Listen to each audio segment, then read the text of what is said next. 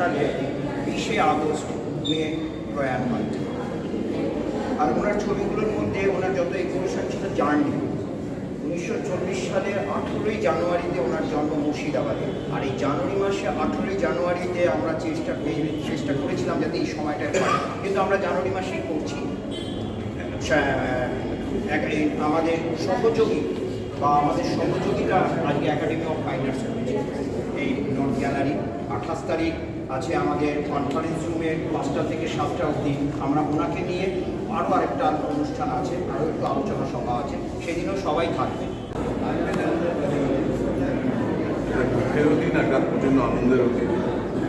যে সবচেয়ে বড় কথা, বৌদি আমাকে অনিমেষদা চলে যাওয়ার পরে বৌদি আমায় বলছিলেন আমাকে এবং অনিমেষদা আরও ছাত্রছাত্রীদের যে অনিমেষদার একটা যদি বড় প্রদর্শনী করে, তো এটা আজকে করা গেছে। এটা খুবই আনন্দের দিন। এবং আমার মনে হয় যেটা তখন বারবার করে বলছিল যে অনিমেষদা হয়তো দেখছে, আমরা যদি প্রজন্মে বিশ্বাস করি তাহলে, বা আমরা যদি অলৌকিক কিছু বিশ্বাস করি তাহলে সত্যিই হয়তো অনিমেষদা দেখছি।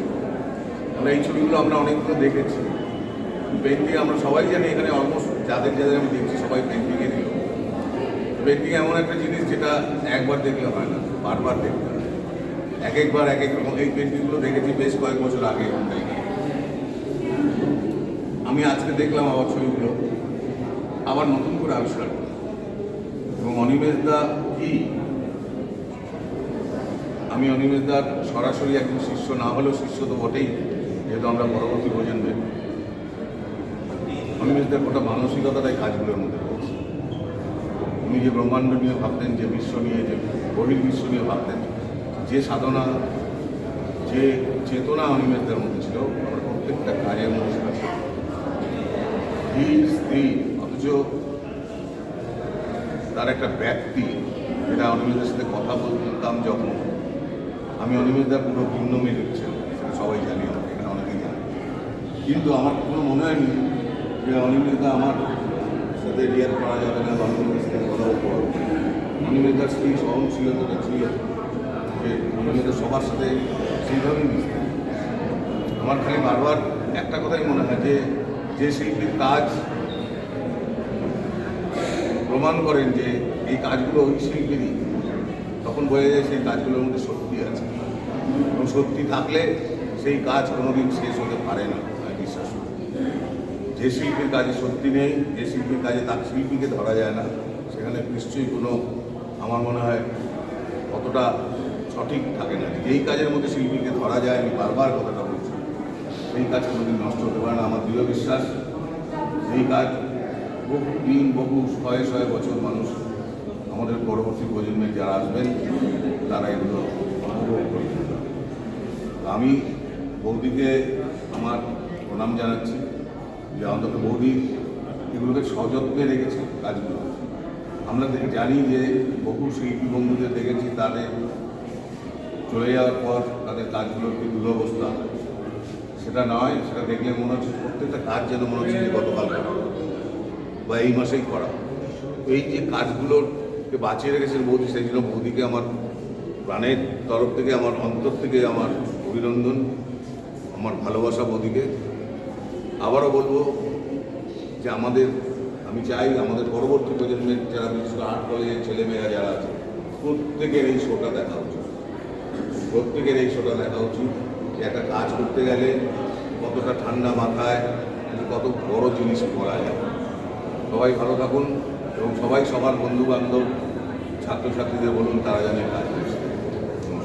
আমার একটা অনুরোধ আছে অনিমেষদা, যে আমার সঙ্গে অনেক সময় কথাবার্তার সময় সমীরদার কথাগুলো যদি আসতো, ওর বড় বোল্ড, ভীষণ বোল্ড মানুষ তখন। সমীরদাকে, আর সমীরদা যেহেতু রবীন্দ্রনাথকে ভীষণ ভালোবাসতেন, আর আমি চাই তুমি যদি একটু একটা গান আমাদের সামনে শোনাও, এই এই আজকের না আমি গান গাইতে হবে আসলে ঠান্ডা লেগে না আমার যা অবস্থা হয়েছে অল্প করে রাজু জানে হ্যাঁ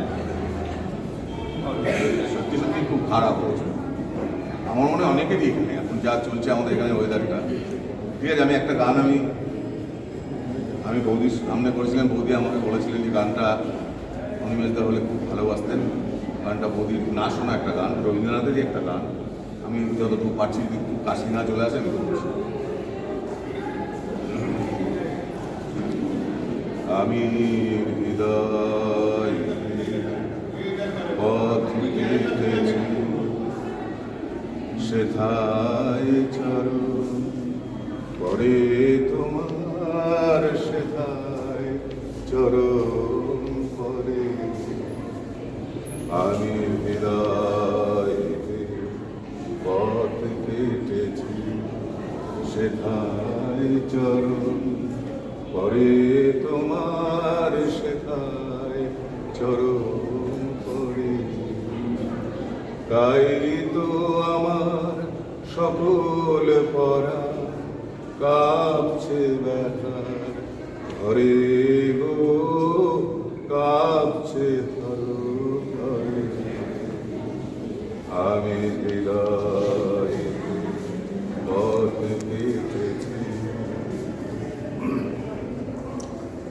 ব্যথা পথের পথিক তুমি চরণ চলে ব্যথা চুমি ব্যথা পথের পথিক তুমি চরণ চলে ব্যথা চুমি কাঁদন দিয়ে সাধন আমার